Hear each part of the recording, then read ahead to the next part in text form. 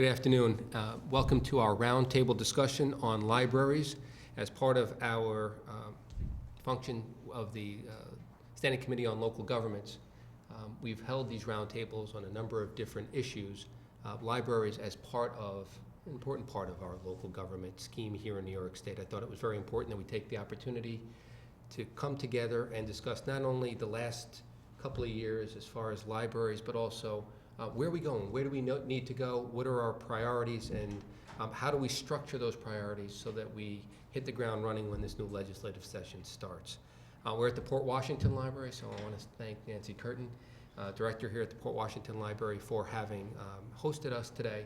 But with us today as well, we have Cathleen from the Bryant Library, Andrea Meluskey from Shelter Rock, Charles Sleefe from Mineola, as well as Jackie Thresher from the Nassau Library Services. Thanks very much for being here. Let's talk about libraries. I mean, we all know how important libraries are, certainly you more so than anyone else. It's where we first learned to read, with our Mommy and Me programs, preschool, and certainly it's a resource throughout our lives. They're becoming more and more community centers as we focus on not only books and resource materials, but the new age of electronic media and access to media. I'd love to hear about your thoughts about where we are heading, some of the challenges we're facing. I know much of it has to do with budgetary constraints. We can get into the issues on budgets as well. But more importantly, where should we be heading as a state? What kind of priorities should we set, and what are our goals for the next few years? Nancy, what do you think? Well, I know that we're busier than we've ever been. We not only are funding traditional collections, but we are now expected to provide electronic resources, which we are doing.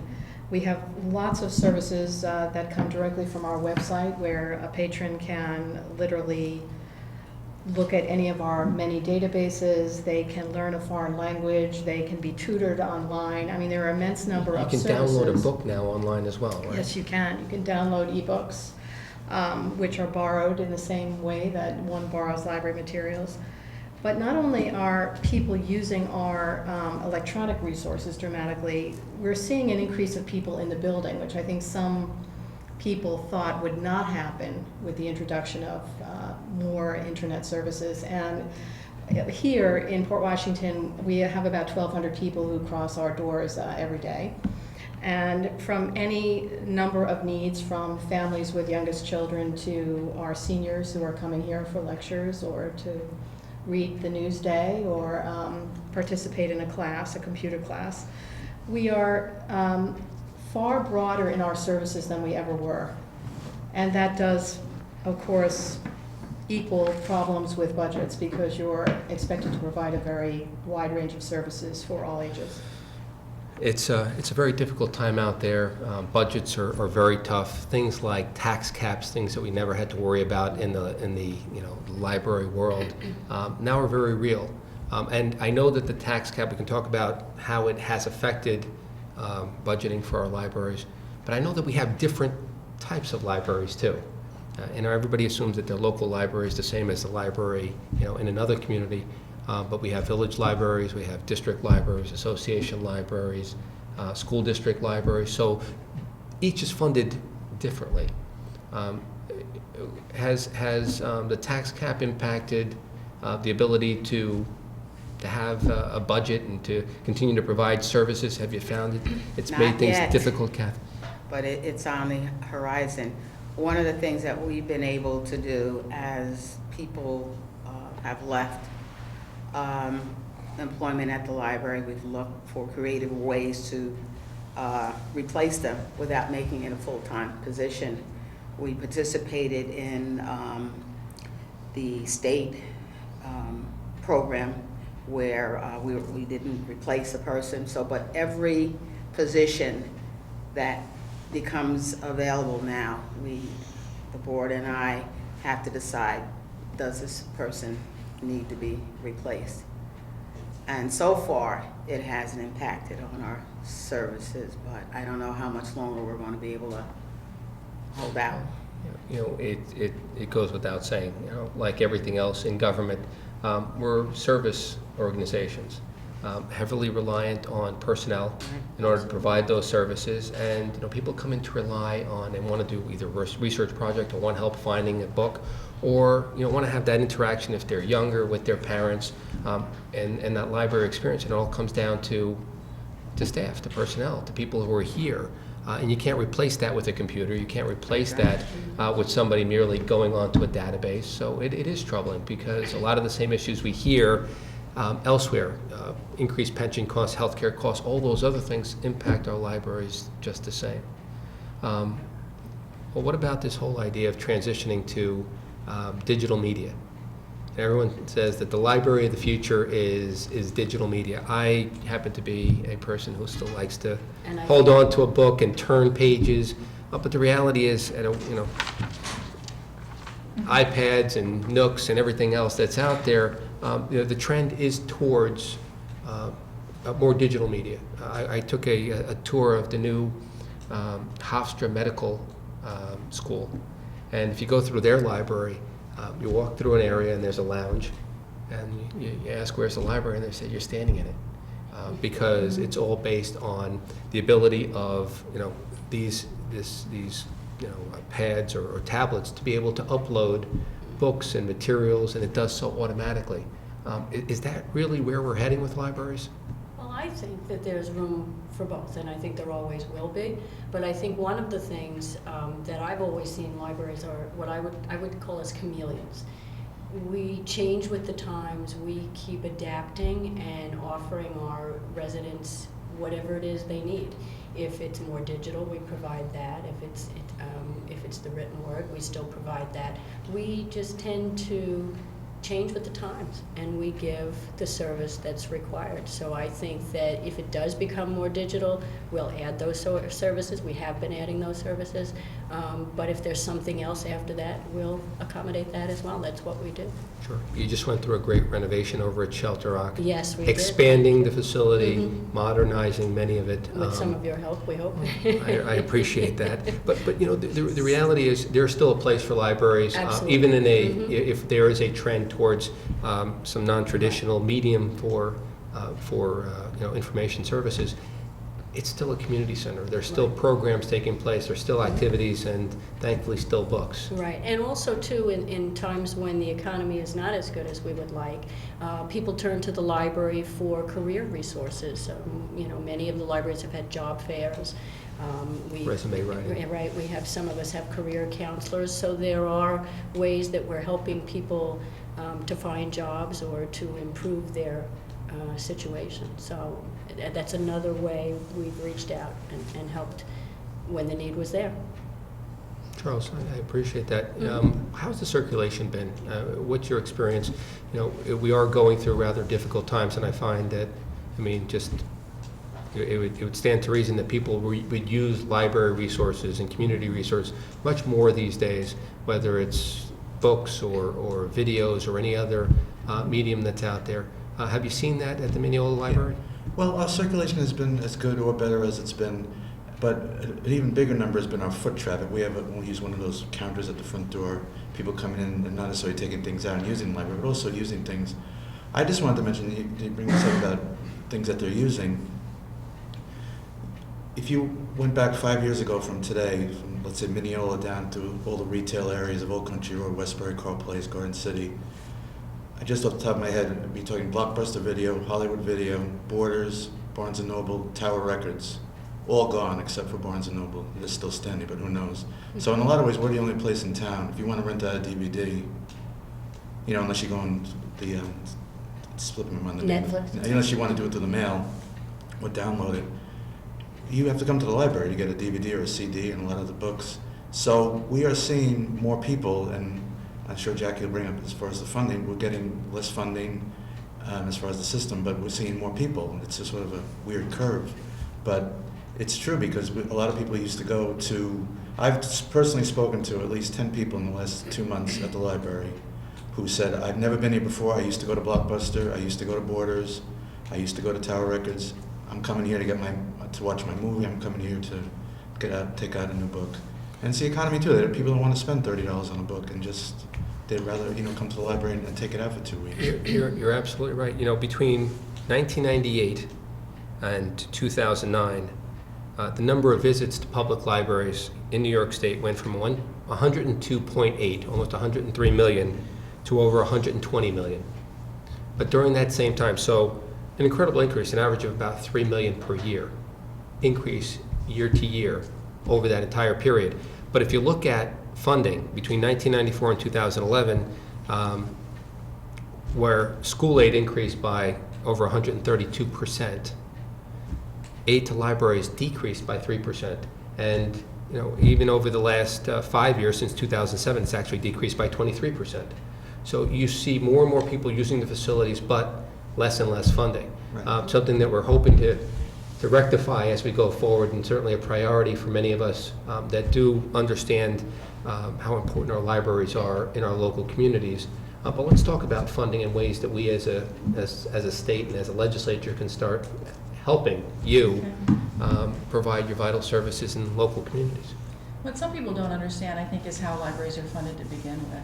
And the four libraries, even though there are different types of libraries around the table in terms of their organizational structure, they're all funded primarily through local tax support. Some have budget votes by the public, some don't, but they're all funded that way. What is funded primarily, used to be almost entirely by the state, is a network of libraries and service centers like the Nassau Library System, which help libraries cooperate, collaborate, efficiencies of scale. It's just sort of, it's a dilemma that while we're hearing a lot about shared services and the importance of working together, library systems have existed since the 50s, and we're the model for it. And yet, at the same time that everybody seems to agree in public policy that this is where we should be going, the money for the infrastructure to make it happen has been decreasing dramatically. So the libraries haven't had their funding cut by 23% because they don't get as much of the state aid. But they're constrained now by the tax cap. The systems, the library systems, have had their funding cut dramatically because we get most of the state aid. Now there's a part of the state aid that goes directly through us to them, but there also is all the services we provide, and we never used to have to charge for them. And now we're finding ourselves having to charge the libraries. And where do they get their money? They get their money from the taxpayer. So all we're doing is moving the tax burden. Or forced to reevaluate programs that they And services, provide. yeah. So I think we're all very close. I mean, I think there are places in the state where they are at the critical point. We're very close to having to cut. We've cut many, many services. We've prioritized. We've reduced staff. My staff, since I've been there, has been reduced from 46 to 24. Still doing the same work. Yes. Right. Maybe more actually work, because the state, as the state library staff was cut, they pushed more and more of their responsibilities down to us without any money to cover it. But I think that the main thing is though that we've prioritized, we've gotten rid of things, we're working smarter, we're working harder. We believe we'll keep doing that, but you can only go so far before you get to the bone. And I would say systems are at the bone. There were many things we cut we probably should have cut. And the others we did so reluctantly, but we could live without them. But now we're talking basic services, and I worry about that. And I worry about the library's ability to continue to pay us for services with the tax cap, that they will eventually, the strongest systems are downstate because the libraries are stronger downstate. Or a challenge, frankly, to the state Yes. to pick up that difference so that we can take some of the pressure off our local Right. libraries and continue to provide funding for the library system.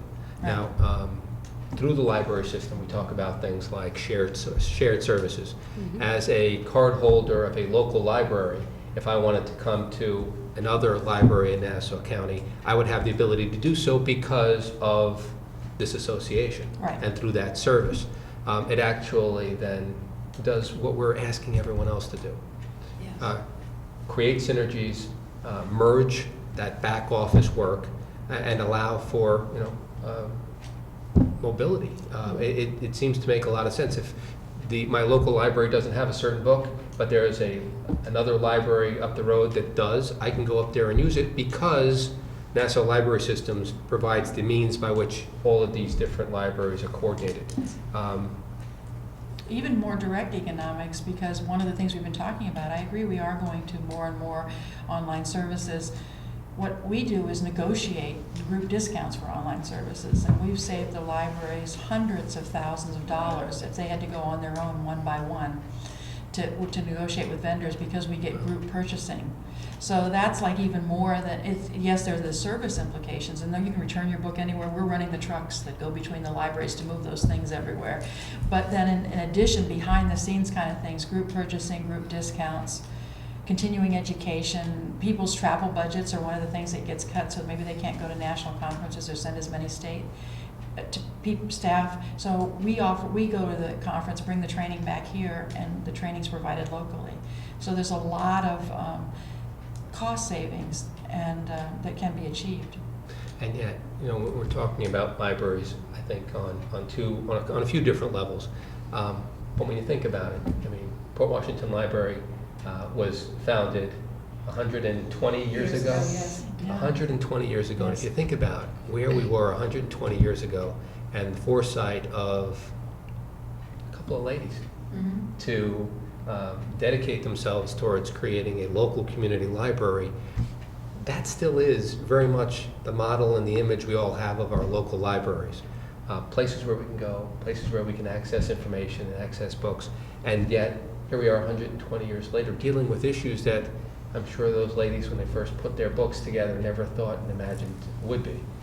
A state system, a regional county system, and then all the pressures that are created because of obviously these difficult economic times. Some of the pressures we have, some of the pressures you have, things like MTA payroll tax, obviously the state aid components,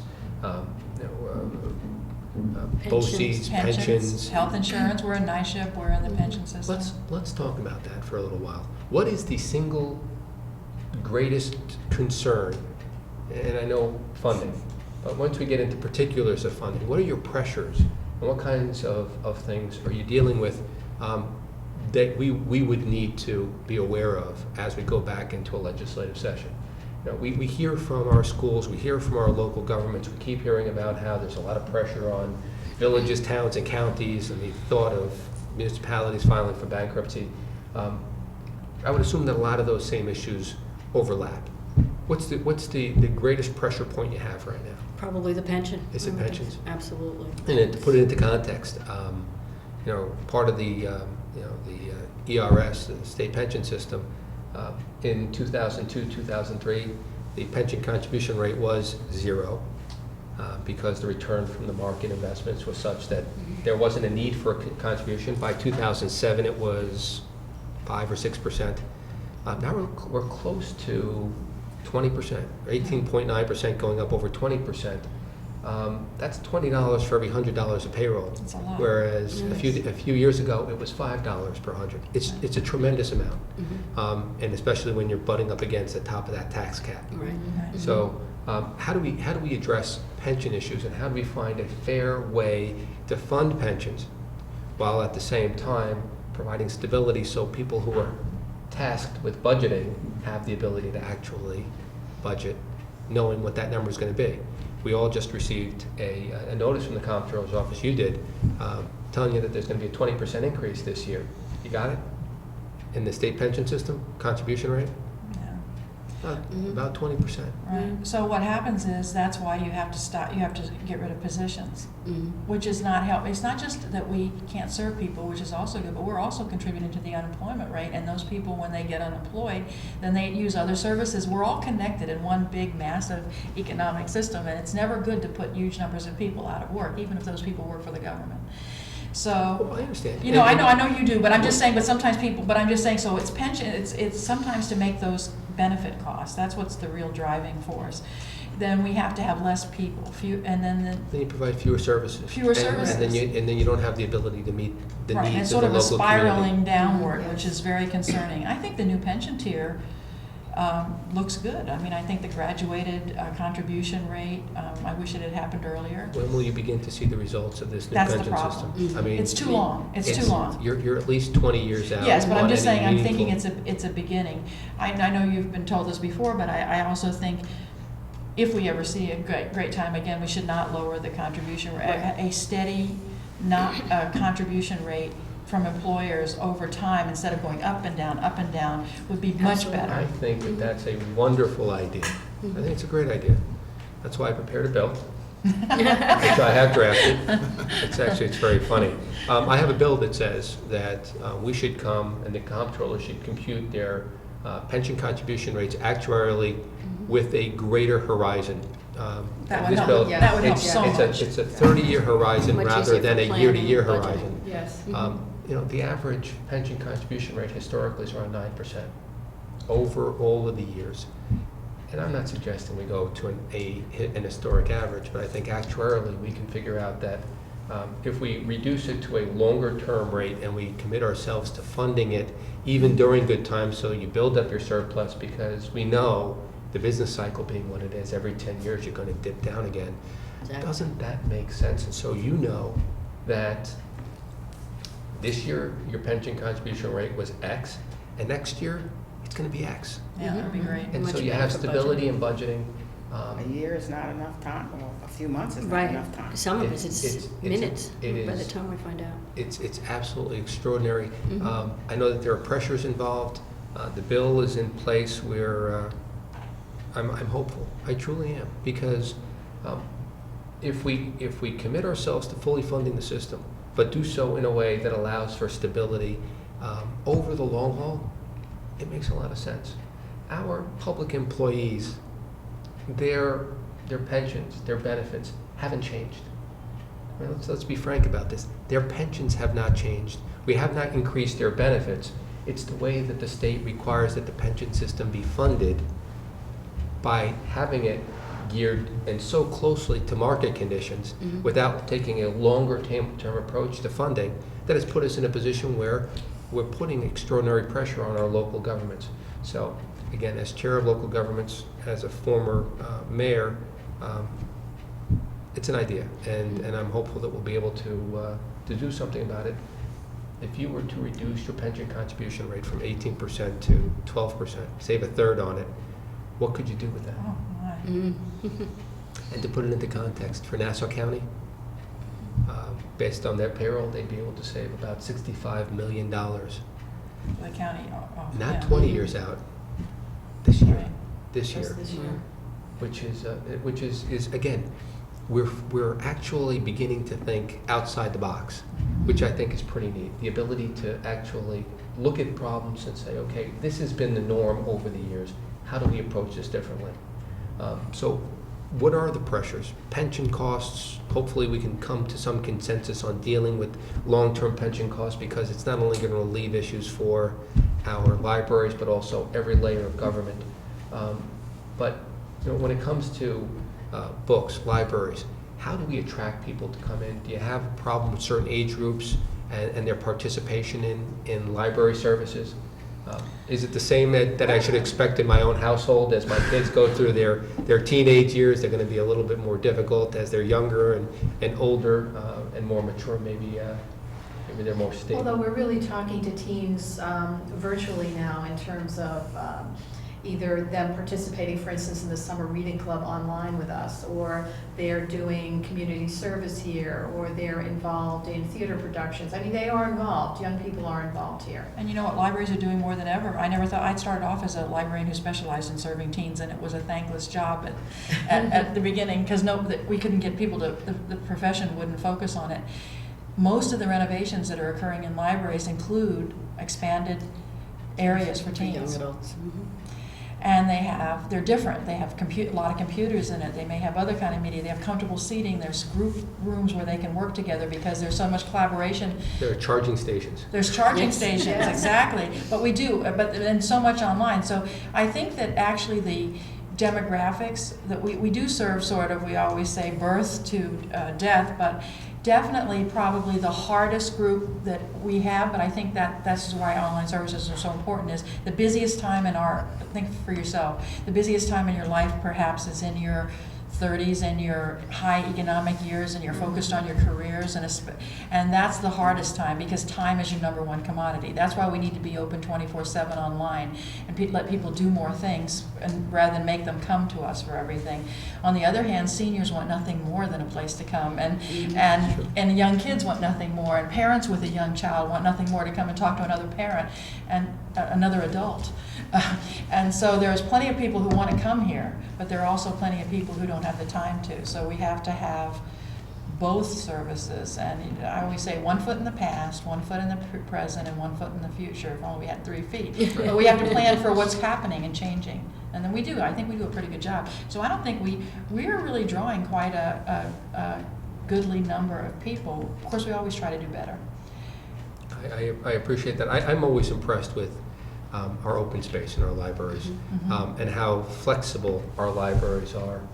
You have your books, but you have so many different facets to it, and so many different areas where you can actually host meetings. And we were at Bryant just this week holding a mobile office hours. You're coming to Shelter Rock. We're going to Shelter Rock. We've been to Port Washington. We didn't go to Mineola, but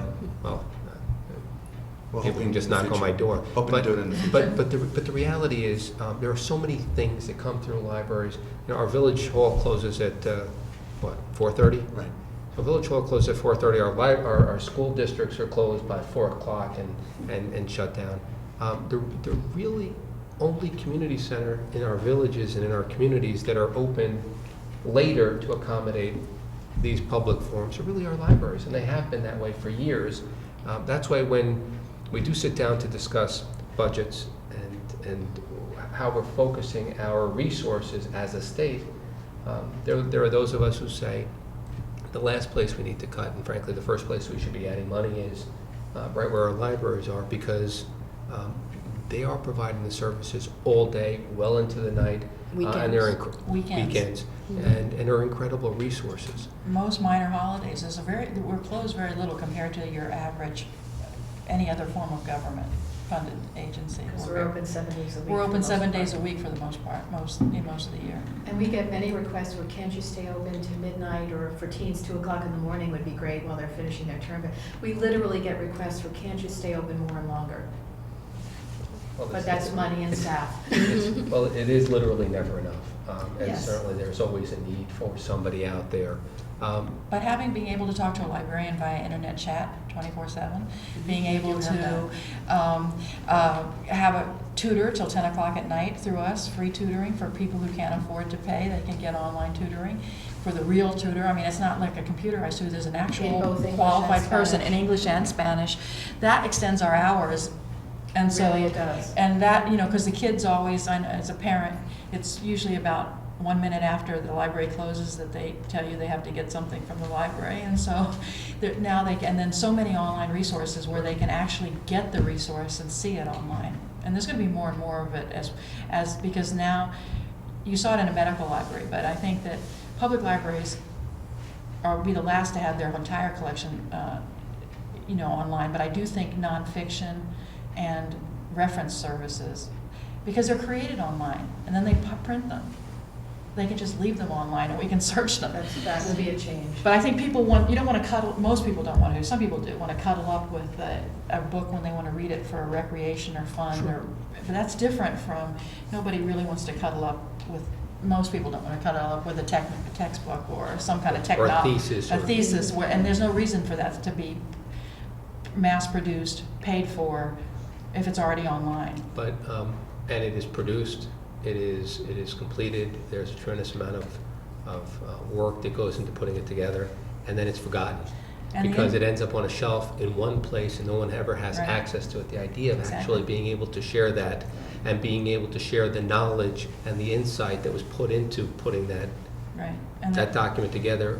the indexing is Makes a lot usually of better sense. online. It's easier to find things, because you're looking for specifics usually, not just to sit down and read. Well, that's true too. So I think it's a good, we have to make those decisions all the time. What media, what format?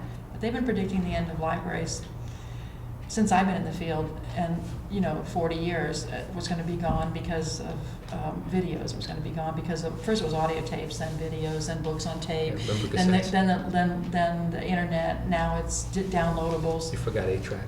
8-track, yes. I don't think anybody predicted the end of us for that, but we did survive them. No, absolutely, and your point before about how libraries are, they really do adapt. To whatever medium there is out there, to whatever the need is of the local community. Who would have thought once upon a time we'd have computers available in libraries, and then we would have, videos. I mean, back when there were blockbuster videos, the idea of actually going to your local library and picking up a video was odd. Now it's commonplace.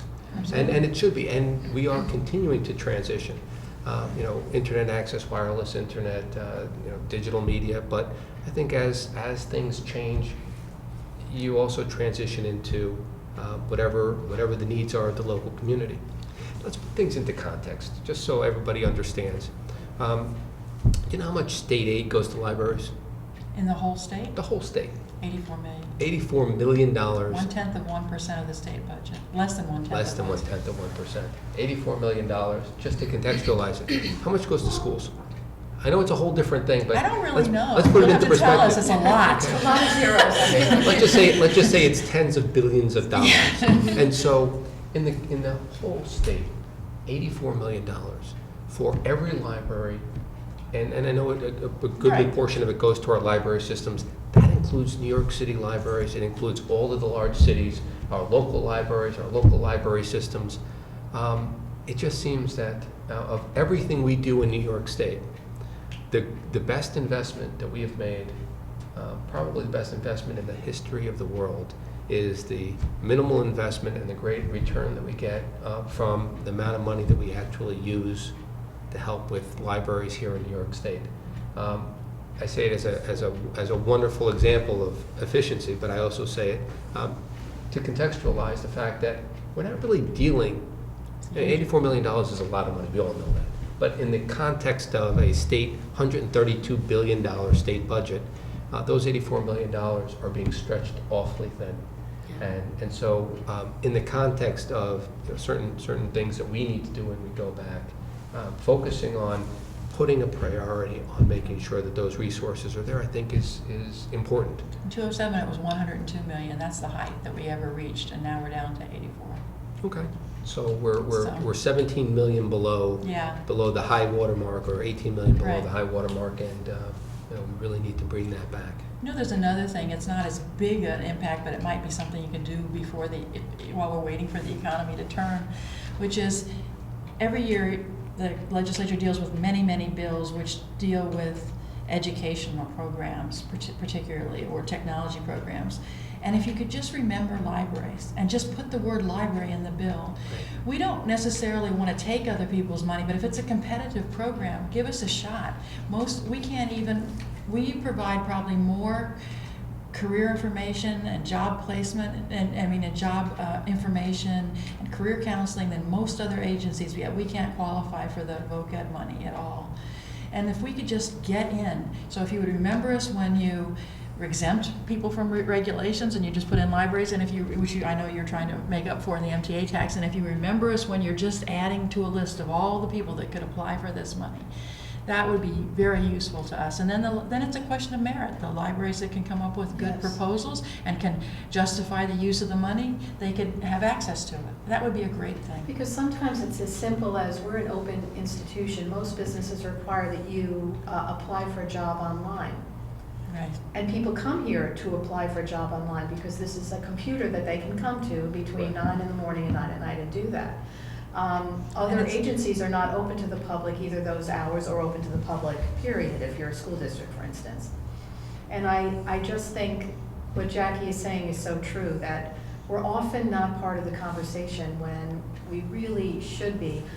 I just attended Education Nation this week, NBC's forum that they had at New York Public Library. They had the most important education leaders across the country in government and education. It actually ended with Governor Mitt Romney coming in and talking to us, which was really something. But they Well, after No Child Left Behind, yes. and then Race to the Top, Race to the top. Please tell me he didn't promise that he was going to come up with some national standard that we should all be chasing. Well, the national standard we're chasing now is Common Core, Okay. which was adopted by now 45 of, I believe, of the states so far, maybe more. And one of the things that really struck me as I was listening to all this is that libraries are such tremendous educational partners to school. We could really help in the mobilization or at least the reinforcement of Common Core in any local curriculum. But oftentimes, having said that, how many times, and I'd love to hear what your experience has been with regard to building those bridges to your local school district. I remember my years on the library board and as president of the library board in Mineola, where it was very difficult. It was very difficult because each school has its own library, the high school has its library, and they would oftentimes give assignments and not even let the local library know that, hey, by the way, we're giving an assignment on Abe Lincoln. There's going to be a run on Abe Lincoln. Make sure you have enough books because you're going to have 100 kids all coming in needing that same book or that same type of book or that same topic. That's even always a simple dilemma, things. but I tell you, we have a greater chance in New York than in many places because we have the Board of Regents, and the Board of Regents that governs all educational institutions to some extent, sets policy for them. And you have systems, and you have BOCES. There's a perfect partnership that could occur with the Common Core between public library systems and BOCES. We have some differences, but we're very similar in terms of the way they relate to schools and we relate to libraries, and there's a structure for it. I've worked in states where your library is on its own, all by itself in the wilderness. And here we're all linked together. I'm not saying that there are those areas that are difficult, but I think that the Common Core really deals with resource-based education, and that's what we are. We have the resources. Right. Those kids run out of those school buildings we have one library that's right across from middle school, and literally it's almost a stampede as the door opens and the kids come in. Well, I was going to say sometimes it comes down to communication on Yeah. both sides. I found it's increased in Mineola with the schools because we have a couple of librarians who are very good talking to the teachers and the librarians and getting the assignments. And rather than say, well, the school didn't send us anything, so we're just not going to. So we take the first step and say, okay, for the summer, what are you guys doing for this? And then we can sort of be proactive and do it. And then they'll see, the public library is interested in the school, so we will do the same, and we'll have a good. But if there's somebody who doesn't like, to talk to the school, or the school doesn't like to talk to the library, it could be a problem. You're absolutely right. But I think once you get the communication going, I think it's a Kathy's wonderful done a lot, partnership. too. Yeah. Kathy's done an It's awful wonderful. lot. It's We have wonderful a great relationships. relationship Yeah. with Roslyn Schools. We, every year, there are new teachers. They come to the library at new teachers orientation. We show them all of the databases, the library catalog. We have So you're an extension local of the- history. For now, it's about 9 years, we've been invited to go to the open house nights. So trustees and staff will take turns, and we set up a table. We talk to, when they have time, they stop and talk. The parents stop and talk to us. We bring our flyers, we promote our programs, we sign people up for library cards. And the Roslyn High School and the Roslyn Middle School have their art reception at the library every year, That's great. and even the middle schools. So it is possible, but it takes work. It does take work. And we do have cooperation with the school librarians and the teachers, and they do send us the assignments. But there has, and I'm sure Mineola does now as well, but there has to be that synergy. I mean, we Absolutely. oftentimes remind Absolutely. people, it's the same taxpayer Right. who's Yes. funding the Yes. library, is the Right. same taxpayer that's funding the library in the school district, and they expect us all to work together. Right. And so the idea of that kind of coordination and mutual cooperation is pretty neat. I'm sure it happens in other places as well, but it doesn't happen often enough. We are working with the Port Washington, we're a co-sponsor with Port Washington Education Foundation, and we have a homework center here once a week as well for third graders who have been identified that they need a little more remedial help. And certainly an expansion of that sort of thing, libraries would really help the, reinforcement of the Common Core as well. Tutoring, helping, reinforcing. Helping them do their homework and building after that on doing exercises like the kids often come to our art shows and they're asked to look for certain elements. They use other parts of the library to build on the lesson, which is great. Just want to make a comment about labels, and part of the problem that libraries have, because we are an educational institution, just like schools, we're charters from the New York State Education Department, but we're lumped in with other special districts. So it's always an afterthought. Oh, it's always because we're with the other special districts. And say, oh, libraries, oh, we forgot to put libraries in. It happens all They'll the talk about the time. fire departments Back- and back- water back- Between the districts. cracks Right, legally right, too, right. it's like, So- what are we? I There's guess so many different educating. Depending Yes. on how you started, you can be so many different things, which is also Right. part of, perhaps part of the confusion among some of us up in Albany, some of Yeah. my colleagues is, well, let the village take care of it, well, let the school district take care of it. And the reality is, this is a group or an institution that, in many respects, is and has to stand apart from their affiliation, whether they are a village library, a school district library, a special district library, or an association library. Libraries stand alone. Outside of that is their, I guess, their. Just sort of a legal status, but it doesn't have anything much to do with their mission or the way they accomplish things or the way they interact with It schools. speaks to their genesis. It doesn't Yes, it speak does speak to necessarily where they are now. to where they are and the function that they hold. And we have to Yeah. we have to be able to separate one from the other and treat all libraries the same. So it does become a little strange. I just say quickly, sometimes more than one of us come into play with the schools. With Shelter Rock and Mineola, some people in the Mineola School District are actually in Right. her district. Of course. There are So some they would have to go overlap. to, sometimes Or there's the confusion, Will- they or have the to go there to Williston get a card Parks. first and come back. And so sometimes, it's more than one library servicing the school district, and we have to like cooperate, Right. and among libraries and among school districts as well. And sometimes people don't, parents may not be clear when children first start in school. Like, well, I'm in the Mineola School District, I'm going to Mineola Library. And sometimes, Right, like Shelter You know. Rock covers 3 school districts. Right. We have bits and pieces from 3.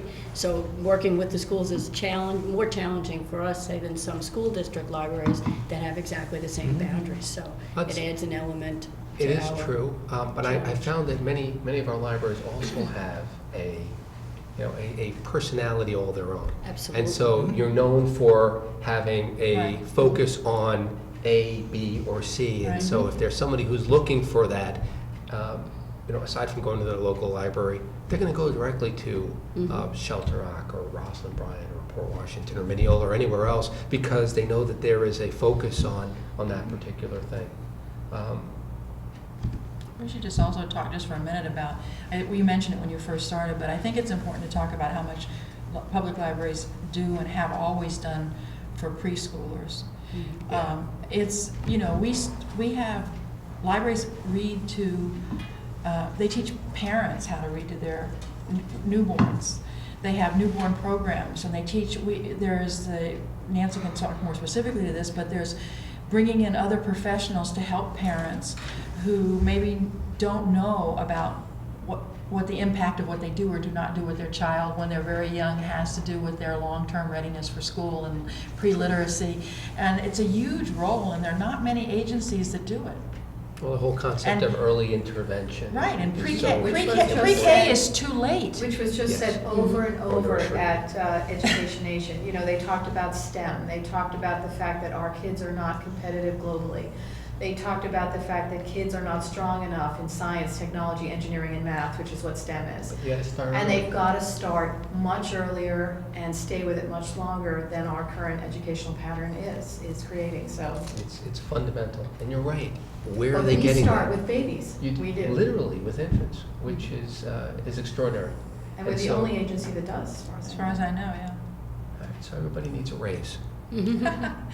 I think I wanted to add something too about English as second language yeah. classes. It's true. That many of us, and I know Port Washington has a big program, Shelter Rock has a small program, but we work with people that speak other languages, And they can either come to us for classes, or sometimes the literacy tutors work with the students at the library. They may not be working for us, but just meeting students there on their own, because it's a safe, comfortable place for them to meet. So we provide not only the service, but the place. And the demographics, you know, of Nassau mean that the need is only going to keep growing for that service. Absolutely. You know, the one truly positive thing that I've seen, among many obviously, but our library trustees are extraordinarily passionate, aren't they?